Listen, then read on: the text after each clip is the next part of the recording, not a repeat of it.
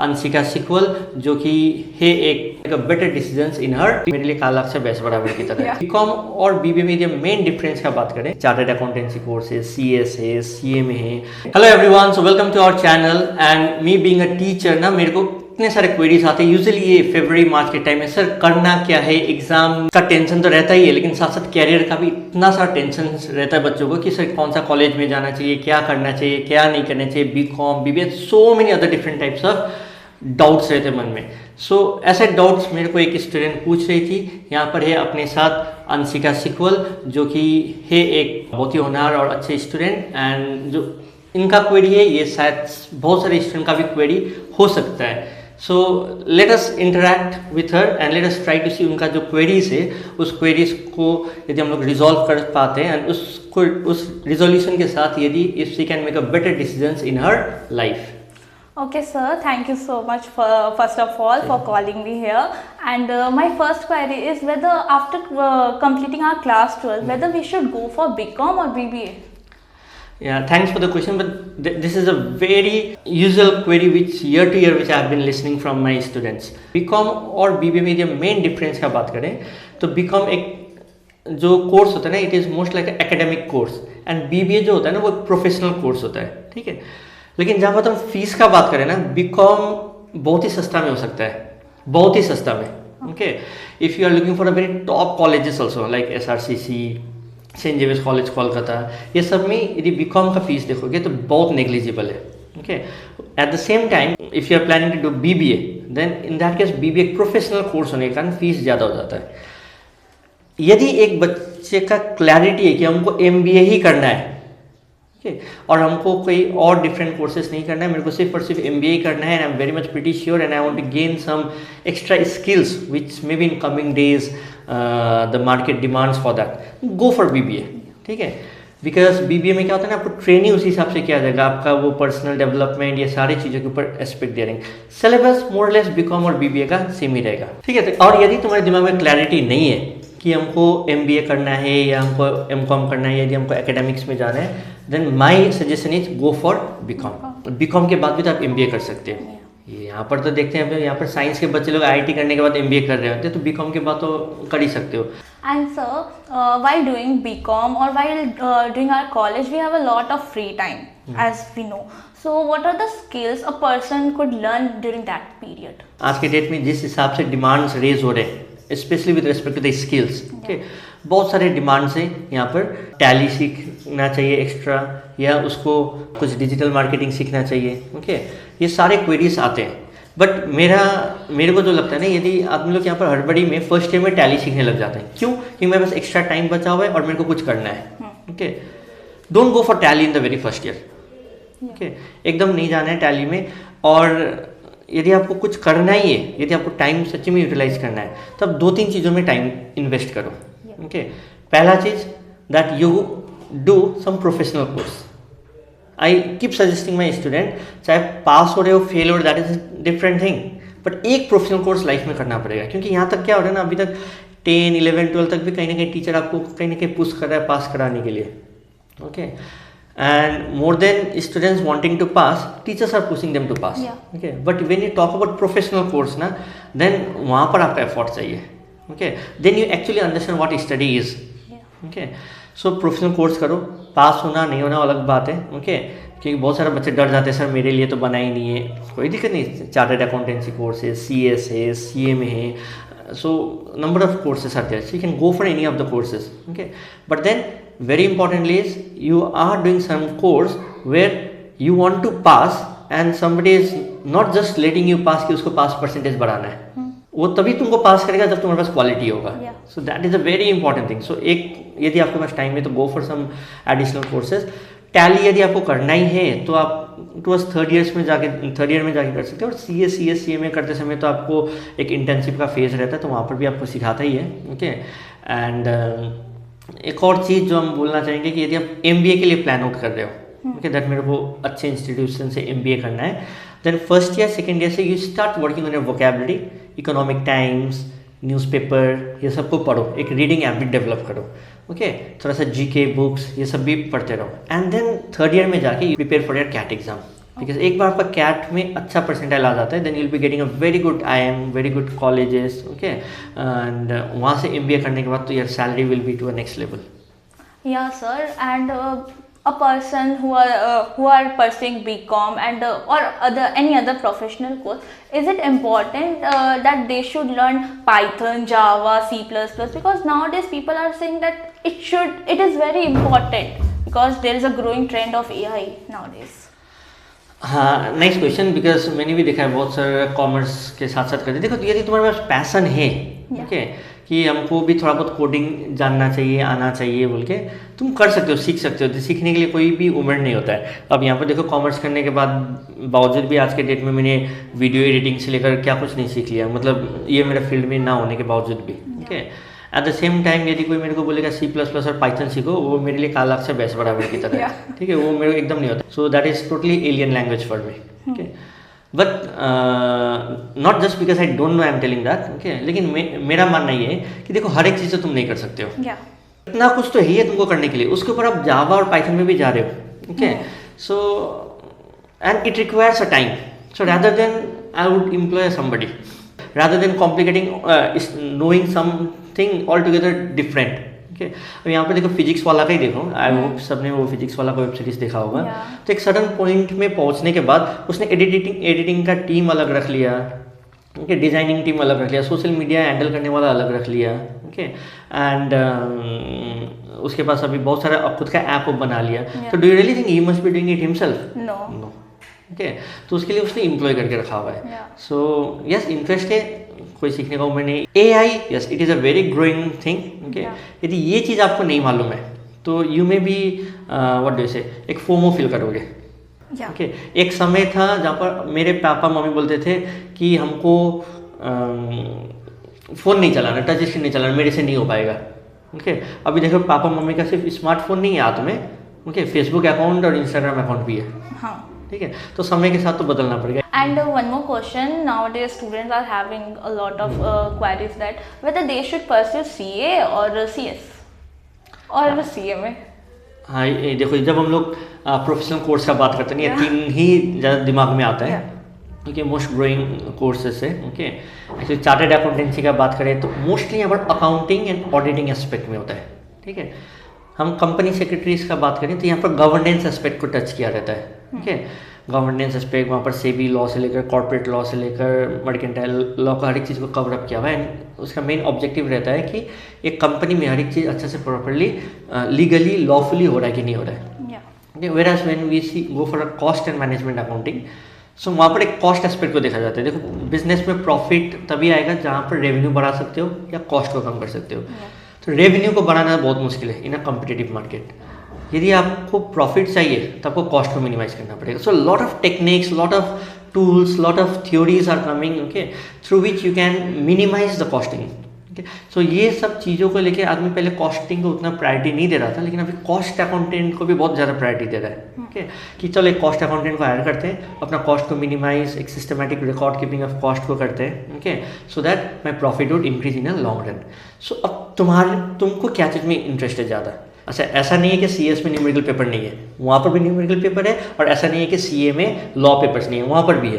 Okay, लेकिन यदि हम थोड़ा बहुत वेटेज की बात करें तो CS में थोड़ा सा कम है numerical papers. Okay, and CA में थोड़ा ज़्यादा है. एंड CA में क्या होता है ना मोस्टली कि यहाँ पर एक ऑडिटिंग एस्पेक्ट है. Okay, and so we all know that in commerce we say network is net worth. So what strategies students should use to build a good what we say professional network, because it is very important. Very true. मतलब यदि commerce field में हो और यदि network नहीं है, okay, then you don't have any value. Okay, वो एक आइसोलेटेड आदमी की तरह हो जाओगे. या तो तुमको बैक ऑफिस में बैठ के चुपचाप से काम करना है, लेकिन और यदि अपना एक एक्सपेंशन हमेशा ग्रोथ ओरिएंटेड हो तब तुमको नेटवर्क के ऊपर पूरा ध्यान देना पड़ेगा. वाई? क्योंकि जितना ज़्यादा तुम्हारा नेटवर्क होगा उतना तुम्हारा अप्रोच ज़्यादा रहेगा. ओके, यदि even for the back office also, यदि कुछ जॉब को शिफ्ट करना है from one job to another, तुमको मालूम तो होना चाहिए कहीं पर जॉब है कि नहीं है. Okay, I have scene so many of my students, they have actually believed on communicating with people. Okay, चाहे वो गार्ड हो चाहे वो प्रिंसिपल हो. ओके, मतलब when they are into school और कॉलेज, सबके साथ मिलके बात करते हैं, अच्छे से बात करते हैं. ओके, सो ये एक बहुत ही पॉजिटिव चीज़ है। एंड यदि प्रोफेशनल वे में यदि हम नेटवर्क को डेवलप करने के लिए बात बोले तो आजकल तो various apps and various strategies of come, okay, so you can open up account in LinkedIn, keep updating there, okay, आदमी लोग से जुड़ो वहाँ पर, क्योंकि लिंक्डइन है प्रोफेशनल के लिए, जैसे फेसबुक है वैसे लिंक्डइन है। और जितना ज़्यादा हो सके ना सेमिनार्स, ओके, ये सब अटेंड करो। 200-400-300 रुपया लगे, ओके, कभी कभी सेमिनार में कॉस्ट इन्वॉल्व रहता है, फ्री वाला तो जाना ही जाना है, ओके, एंड यदि कहीं पर 200-300-400 रुपया लग भी रहा है, जाओ वहाँ पर, ओके। फर्स्ट डे में शायद वो तुमसे बात ना करे, ओके, लेकिन जब वो सेकेंड डे में मिलेगा ना, oh I think I have seen you somewhere, okay, यहाँ से बातचीत स्टार्ट होगा, ओके, एंड देन कभी ना कभी कोई ना कोई आके काम आ ही जाता है, okay, I'm not telling it in a very selfish manner, okay, but this is how world works. And if the student wants to get into banking sector, what are the jobs available to them?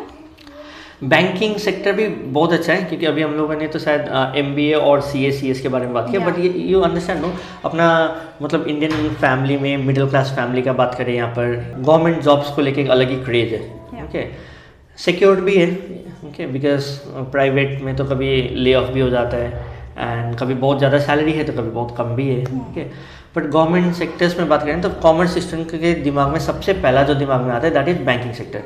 इसके लिए दो चीज़ें होती हैं, देखो, यदि आपको private banks में जाना है लाइक एक्सिस, HDFC, वो लोग का अपना एक रिक्रूटमेंट प्रोसेस होता है, ठीक है, लेकिन यदि आपको नेशनलाइज बैंक्स में जाना है, ओके, उसके लिए होता है आपका IBPS का एग्ज़ाम। सो IBPS के एग्ज़ाम के लिए आपको प्रिपेयर करना है, उसका एलिजिबिलिटी क्राइटेरिया आपका ग्रेजुएशन रहेगा, okay, you can start preparing, जैसे आप कैट के लिए प्रिपेयर करते हैं वैसे आप यहाँ पर सेकेंड ईयर थर्ड ईयर से प्रिपरेशन स्टार्ट कर लो, devote 2 hours of time, and slowly third year में जब जाओगे 4 घंटा 5 घंटा। कॉम्पिटिटिव वर्ल्ड है, बहुत ज़्यादा कंपटीशन है, ओके, अच्छा परसेंटाइल लेके आना पड़ेगा। यहाँ पर बात है कि यहाँ पर 100 वैकेंसी है तो 100 को लेना है, यहाँ पर पास वाला क्राइटेरिया नहीं है कि ये कोई क्लास 12 का एग्जाम नहीं कि 33 आ गया तो पास हो गया सर, ओके, यहाँ पर पास मतलब वो टॉप 100 में होना है यदि 100 वैकेंसीज है तो, okay. Start preparing from second year onward, क्योंकि होता क्या ना, बच्चा लोग ग्रेजुएशन कर लिया, ग्रेजुएशन करने के बाद they are thinking now what to do, उसके बाद 2 साल वो लोग बैंक का प्रिपरेशन में लगा रहे हैं, बैंक का प्रिपरेशन में करने के बाद वो लोग का 2 साल वेस्ट हुआ, ये आपको यूटिलाइज करना है। देन क्या होगा, जॉब मिलेगा जल्दी तो पैसा भी हाथ में आएगा जल्दी, ओके, ये इंपॉर्टेंट है। अच्छा, बैंकिंग सेक्टर को छोड़ के भी बहुत सारे ऑप्शन है, UPSC, CGL, okay, and state level में आपका जो सिविल सर्विसेज एग्जाम्स होते हैं बहुत सारे हैं, ये सब में भी जाया जा सकते हैं। And if a student wants to pursue analyst job, or if they want to go in something like they want to become like analyst, so what they can do?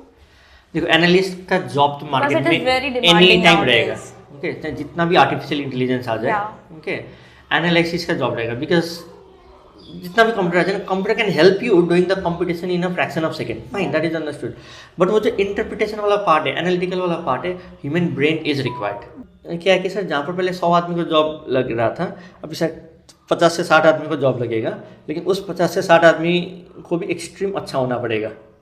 उसका दिमाग यदि ChatGPT लेवल में चलेगा तो वो analysis नहीं हुआ, कि उतना एनालिसिस तो वो ChatGPT और AI करके दे रहा है, तो he has to think beyond the artificial intelligence.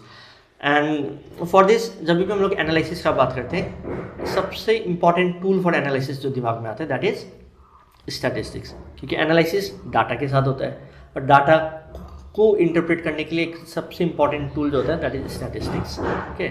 It's not just mean median mode, correlation, relation तो आप लोगों ने किया हुआ है, इससे बहुत सारे टूल्स हैं जिसके थ्रू आप फ्यूचर में चीज़ों का एनालाइज कर सकते हैं, okay. So if you want to go, you can do some graduation course in all in statistics, okay, but other than that, यदि फिनेंस में रह के यदि तुमको एनालिसिस टाइप का सोचना है, then go for chartered financial analyst, और टफ लेवल में यदि आपको जाना है, ओके, जैसे CFA भी अच्छा ही टफ लेवल है, अच्छा लेवल है, इम्पॉसिबल कुछ भी नहीं है, पहला चीज़ मेहनत चाहिए होता है। And you can also go for actuaries भी एक बहुत ही अच्छा कोर्स है, जिसमें आप एक्चुअरीज में as far as I know 14 से 15 लेवल्स ऑफ एग्जाम्स होते हैं, ओके। यूजुअली मैंने जो सुना हुआ है 7, 8, 10 लेवल ऑफ एग्जाम्स आराम से क्लियर हो जाते हैं, बट देन उसके ऊपर वाला जो लेवल्स होता है थोड़ा सा डिफिकल्ट होता है। सो मैंने एक बंदे से पूछा था जो एक्चुअरीज कर रहा था कि एक्चुअली में तुम लोग क्या सीखते हो एक्चुअरीज में। Then the example which he gave me, I would like to say that he said is आपने इंश्योरेंस प्रीमियम लिया है? आपने हाँ लिया है। उस इंश्योरेंस का प्रीमियम 7062 होना चाहिए या 7000 होना चाहिए या 8000 होना चाहिए, कितना साल तक का होना चाहिए, कितना बेनिफिट उससे मिलेगा, कंपनी कितना पे आउट रखना चाहिए, इस लेवल ऑफ फाइनेंस। हम लोग को तो क्या है 7000 8000 रुपया का या 10,000 रुपया का हम लोग प्रीमियम पे कर रहे हैं और 20 साल के बाद इतना मिला।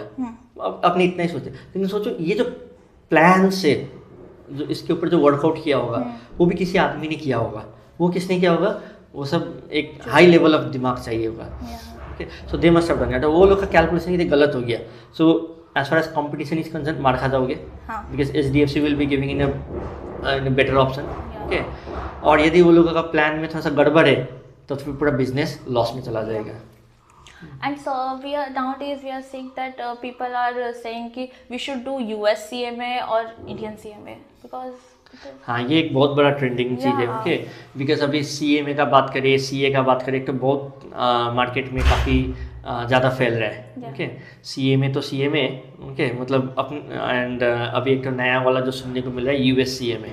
ओके, देखो एक तो चीज़ तो हम अनडाउटेडली बोलेगा, जो इंडियन चार्टर्ड अकाउंटेंट्स का, not only chartered accountants, Indian cost accountant का, इंडियन कंपनी सेक्रेटरीज का जो वैल्यूज़ है world wide, when you go somewhere and you say that you have cracked chartered accountancy, ऐसा तो नहीं कि सिर्फ इंडिया में अकाउंटिंग हो रहा है, अकाउंटिंग तो बाहर देश में भी हो रहा है। ओके, सो लेकिन इंडियन चार्टर्ड अकाउंटेंट का जो सिलेबस है, जो करिकुलम है, ओके, उसका रिस्पेक्ट है बाहर देशों में भी, कॉस्ट अकाउंटिंग का भी, कंपनी सेक्रेटरीज का भी। ओके, इस एग्जाम को क्रैक करना बहुत मुश्किल है। ओके, बिना मेहनत के तो क्रैक नहीं हो सकता है।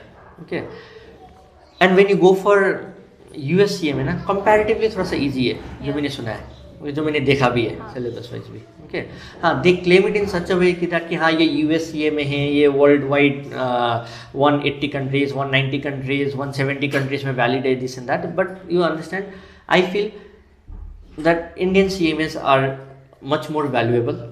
ओके, US CMA भी है, मच ट्रेंडिंग कोर्स है, आदमी लोग इसमें शिफ्ट हो रहा है धीरे धीरे। ओके, बट देन अब यहाँ पर कुछ भी चीज़ बोलना मेरे लिए थोड़ा सा मुश्किल हो जाएगा, because it would say as if like I am against some of this thing. US CMA भी अपना जगह में अच्छा कर रहा है। ओके, बट जो मैंने करिकुलम का बात करें ना, थोड़ा US CMA शायद क्रैक करना थोड़ा ईजी रहा। ओके, सो यदि तुमको लगता है US CMA करके एंड देन फॉरेन में भी जॉब मिल सकता है, यस, वैसे इंडियन CMA से भी मिल सकता है। ओके, डिमांड है, लेकिन as far as I know, Indian CMA या चार्टर्ड अकाउंटेंट्स ये सब का जो कॉस्ट है इंडिया में, ओके, कंपेरेटिवली बहुत सस्ता है। 50-60 हज़ार रुपये में एक मोस्ट वैल्यूएबल डिग्रीज मिल जाता है तुमको। Okay, then I don't know about US CMA का फीस का स्ट्रक्चर के बारे में, मैंने I have just gone through it, but fees के बारे में मैंने देखा नहीं है, बट मोर और लेस बहुत महंगा ही होगा। Okay, and we have heard one more course that is ACCA. Can you give that information on that? हाँ, that's a very good question regarding ACCA। Okay, ये भी एक UK बेस्ड कोर्स है। Okay, similarly जैसे US का CMA and Indian CMA का जैसे analysis है, वैसा ही एनालिसिस तुम्हारा यहाँ पर ACCA और इंडियन CA का भी है, लेकिन वही बात बोल रहे हैं ना, इंडियन CA का वैल्यू इट्स ट्रिमेंडस। ओके, यदि तुमको हाँ कहीं पर भी मन में डर सा लग रहा है कि ये जो इंडियन CA का जो करिकुलम ICAI वाला जो करिकुलम है उसको तुम उतना अच्छा से नहीं कर पाओगे या शायद कंप्लीट नहीं कर पाओगे, लेकिन जहाँ तक मेरे को मालूम है कंपैरेटिवली ACCA का जो करिकुलम है वो ईजी है। सो you can go for ACCA। कहीं ना कहीं you can say in the market that you also have become a accountant or chartered accountant or certified accountant. Okay, so and let's say in coming days will, जैसे कि chartered accountants act 1949 से तुम्हारा ये है, इतना पुराना course है। अब ACCA ओवर द टाइम कितना और रेपुटेशन गेन करने वाला है, या अच्छी बात है यदि और गेन कर पाए, तो यदि ऐसा होता है तो may be the one who will be doing at this point of time will be benefited. Sir, if a student is from commerce background and they are interested in teaching career, so what they can do PhD?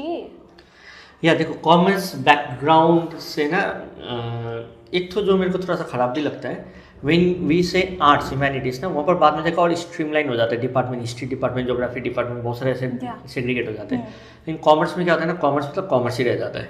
Okay, 11th-12th में भी commerce और यहाँ पर भी commerce से BCom ही ऐसा चल रहा होता है, बहुत ज़्यादा सेग्रीगेशन नहीं होता है। ठीक है, लेकिन एक बहुत ही जो ग्रोइंग जो है, बिकॉज अभी गवर्नमेंट ने न्यू एजुकेशन पॉलिसी लाया एंड स्कूल्स खुलते जा रहे हैं। ओके, तो ये सब चीज़ों के साथ ना मैंने देखा कि टीचिंग में भी अच्छा कैरियर है. ओके, सो बीकॉम करने के बाद you can also think for doing MCom, लेकिन बीबीए करने के बाद you can not think of doing MCom. Okay, ये मतलब होता है एलिजिबिलिटी क्राइटेरिया वाइज बहुत ज़्यादा मीट करता है, but mostly people try to relate it from BCom and MCom. ठीक है, सो तुम्हारे लिए बेस्ट ऑप्शन रहता है यहाँ पे, यदि आप तुमको टीचिंग में इंटरेस्ट है तो बीकॉम कर लो. बीकॉम करने के बाद एमकॉम करो, और एमकॉम करते समय make sure that you don't do it from distance. यदि तुमको टीचिंग में रहना है, okay, do it a regular course. Okay, तो अच्छा यूनिवर्सिटी से जाके करना है, जितना अच्छा university, as I said no, college और यूनिवर्सिटी का नाम रहता है when you go for higher. ठीक है, बाद में जाके 10 का सर्टिफिकेट जो बोलते हैं ना कि वो तो सिर्फ डेट ऑफ बर्थ के लिए काम आता है. ठीक है, वैसा ही रहेगा. हाँ, एंड 11 एंड 12 के लिए भी काम आता है, वो दैट इज़ फॉर कॉलेज के एडमिशन के लिए. वो भी अभी तो हट गया है मोस्टली, क्योंकि 11-12 का जो मेन जो मार्क्स का क्राइटेरिया देखा जाता था, अभी जो टू ब्रिंग अ पैरिटी, अभी गवर्नमेंट ने क्या कर दिया, CUET के एग्जाम. ओके, दैट उस एग्जाम में जो रैंकिंग बेस्ड होगा, जैसे JEE ये सब होता है, नीट ये सब का एग्जाम होता है इंजीनियरिंग डॉक्टर फील्ड में, वैसे ही अपने यहाँ पर कॉलेज एडमिशन्स के लिए भी हो गया. So that in a centralised वे में, depending upon your rank in the CUET you will get the college. ठीक है, सो यदि तुमको एमकॉम यदि रेगुलर कर लो, उसके बाद यदि तुमको स्कूल लेवल ऑफ टीचिंग में जाना है, डू B.Ed. ओके, और यदि तुमको स्कूल लेवल ऑफ टीचिंग में नहीं जाना है, then what you can do is, you if you want to get into professor field, college का लेक्चरर ये सब बनना है, then what you can do is, you masters का सेकेंड ईयर में होते होते ही नेट का प्रिपरेशन स्टार्ट कर लेना. That is known as UGC NET बोलते हैं अपने, नेशनल एलिजिबिलिटी टेस्ट का एग्जाम. ठीक है, इस नेट एग्जाम को जब तुम क्लियर कर लोगे, अच्छा रैंक, यहाँ पर भी वही है, 6% रिजल्ट निकलता है, और वहाँ पर रैंक के बेसिस पे होता है. ठीक है, कट ऑफ कितना जा रहा है. ठीक है, मतलब तुमको भीड़ में ऊपर उठना है. ठीक है, ये इंपॉर्टेंट चीज़ है. तो नेट में यदि तुम्हारा अच्छा परसेंटाइल आ जाता है, then you will be qualified for assistant professor. After that you can apply in various colleges, and अच्छे टीचर्स का मार्केट में डिमांड है. हाँ. And if a student from commerce department is interested in economics, so what are the career option available to them? यहाँ पर मेरे को लगता है कि थोड़ा सा गेम हो जाता है. हाँ. क्या गेम हो जाता है, क्योंकि इकोनॉमिक्स को एक कहीं ना कहीं कॉमर्स का मेन पेपर जैसा माना जाता है. हाँ. और ये भी ओके, 11-12 में इकोनॉमिक्स रहता ही रहता है, ऑलमोस्ट सारे स्कूल्स में. आजकल तो ह्यूमैनिटीज में भी रहता है. हाँ, तो इकोनॉमिक्स में इंटरेस्ट होने के बाद ना बच्चे लोग को क्या लगता है कि काश हम इकोनॉमिक्स ऑनर्स करें, इकोनॉमिक्स में फर्दर पढ़ाई करें. ओके, लेकिन बीकॉम इन इकोनॉमिक्स अलाउड नहीं होता है. यहाँ पर ऐसे कोई हायर डिग्री कोर्स नहीं है जहाँ पर कि आपको बीकॉम इन इकोनॉमिक्स मिले. आपको इकोनॉमिक्स में यदि फ्यूचर में और आगे पढ़ाई करना है, then you can either do BSc in economics, okay, और BA इन इकोनॉमिक्स. ठीक है, बीकॉम इन इकोनॉमिक्स नहीं होता है. So what you can do is, you can get BA economics, BSc economics. लेकिन हाँ, दोनों के लिए the very important eligibility criteria is mathematics होना पड़ेगा. तो इसलिए देखना बहुत सारे स्कूल्स में ना भी 11-12 लेवल में इकोनॉमिक्स तो रहता ही है, साथ साथ ह्यूमैनिटीज में भी मैथमेटिक्स देके रखा रहता है. Sir, some people believe that if you are pursuing CS, then you must do something in law, or you must have LLB degree. So that is a very good question. In fact, I was thinking, I just was wishing you could ask me this question. Okay, ये बहुत रहता है कि आदमी ना law और CS को साथ साथ लेके देखता है. एक्चुअली होता क्या ना, देखो जैसे मैंने पहले भी बोला, CS का जो कोर्स होता है ना, that is mostly oriented to mercantile law. Okay, और देखो जहाँ पर लॉ का बात होता है ना, LLB LLA में आदमी लोग जो करता है, लॉ में जो मेन जो वहाँ पर भी लॉ पेपर्स ही पढ़ने हैं अपने को ऑब्वियसली. लेकिन लॉ का जब बात होता है ना, लॉ में मेन पेपर्स जो होते हैं ना, वहाँ पर सिविल लॉ, जो अपना तो लॉ सिस्टम होता है, civil law, criminal law, mercantile law. Civil law और क्रिमिनल लॉ को डिटेल में तुम पढ़ते हो कहाँ पर, LLB में लॉ में पढ़ते हो. ओके, जहाँ पर मर्केंटाइल लॉ होता है, income tax law, labour act, ये सब जो चीज़ें होती हैं, उसका डिटेल में लॉ में नहीं पढ़ाता है. जैसे मैंने कुछ लॉ स्टूडेंट को भी पढ़ाया हुआ है, इनकम टैक्स ये सब पेपर, तो लोगों ने हल्का फुल्का टच करके निकाल दिया. ठीक है, लेकिन यही चीज़ जो मर्केंटाइल लॉ होता है ना, उसको डिटेल में आप कहाँ पर पढ़ते हो, CS में पढ़ते हो. तो when you are doing LLB with CS, तो you understand that civil law, criminal law, mercantile law, ये तीनों में तुम्हारा कमांड अच्छा हो गया. जब क्लाइंट तुम्हारे पास आ रहा है ना, तो तुम्हारे पास पूरा अच्छा नॉलेज है. और एक और बड़ा डिफरेंस हो जाता है कि CS को ना ट्रिब्यूनल तक वो अपना क्लाइंट को रिप्रेजेंट कर सकता है. बट यदि इसको हाई कोर्ट और सुप्रीम कोर्ट में जाना हो, then CS cannot represent his client in the court, high court, supreme court. So in that case, a person in the capacity of a lawyer only can represent that. So इससे क्या होता है देखना, majority market में भी CS और lawyer का एक कंबाइंड फर्म खुला रहता है। जैसे क्या होता है CS अपना काम कर रहा है लेकिन कहीं कहीं पर रिप्रेजेंट करना है एक बड़े लेवल में, मतलब बड़े कोर्ट्स में, देन इन दैट केस जो लॉयर है वो वहाँ पर जाके अपना क्लाइंट रिप्रेजेंट कर दिया। तो क्या होता है, क्लाइंट भाग नहीं रहा, अपने पास ही है। हाँ Sir, if we are pursuing CA or CS, in which courses we will get a high paying salary? Because end of the day we should earn a good salary. हाँ, ये तो टफ क्वेश्चन है। देखो बहुत पैसा सारे is very much important. पैसा तो इम्पोर्टेंट है। ओके, इसमें अगेन कुछ भी बोल पाना बहुत ही मुश्किल है। Yeah. ओके, डायरेक्टली सैलरी तुम्हारे पोटेंशियल के ऊपर मिलेगा। हाँ ओके, मैंने बहुत सारे चार्टर्ड अकाउंटेंट्स को देखे हैं, ओके, जो कि कम सैलरी पे भी है, एग्जाम तो क्लियर कर लिया लेकिन नॉलेज नहीं है, प्रैक्टिकल नॉलेज नहीं है, कम सैलरी मिल रहा है। बहुत सारे कंपनी सेक्रेटरी ऐसा है बहुत ज़्यादा सैलरी मिल रहा है, ओके, बिकॉज एक बड़े बड़े कंपनी का पूरा लीगल फ्रेमवर्क को संभाल रहे हैं। ओके, एंड बहुत सारे चार्टर्ड अकाउंटेंट्स को ऐसा भी देखा है कि बहुत ज़्यादा हाई पे मिल रहा है पोटेंशियली। लेकिन यदि हम ऐसे कंपेयर करें ना, ऐसे बोलना तो बहुत गलत हो जाता है, क्योंकि आज के डेट में हम बोलें कि चार्टर्ड अकाउंटेंट को ज़्यादा सैलरी मिलेगा, कल के डेट में कोई कंपनी सेक्रेटरी बोलेगा देखो मेरा सैलरी तो CA से ज़्यादा है। ओके, सो शायद ऐसे देखें तो CA का थोड़ा सा ज़्यादा कमाई होने का ज़्यादा चांसेस है। एक्चुअली उसका ना वर्क डोमेन ज़्यादा हो जाता है, अकाउंटिंग भी है, ऑडिटिंग भी है, एंड वो लोगों का जैसे तुमने फाइनेंशियल एनालिस्ट का बात बोला ना, वैसे करके यदि देखें तो स्ट्रेटेजिक फाइनेंशियल मैनेजमेंट या एक पेपर होता है जिसका एक लेवल अच्छा खासा लेवल होता है, उसके कारण ना वो लोगों का वो फाइनेंशियल एनालिस्ट वाला भी अच्छा से दे सकता है वो लोग। तो वर्क डोमेन की बात करें यदि चार्टर्ड अकाउंटेंट का ज़्यादा है, और रहा बात सैलरी तो देखो तुम्हारा पोटेंशियल है।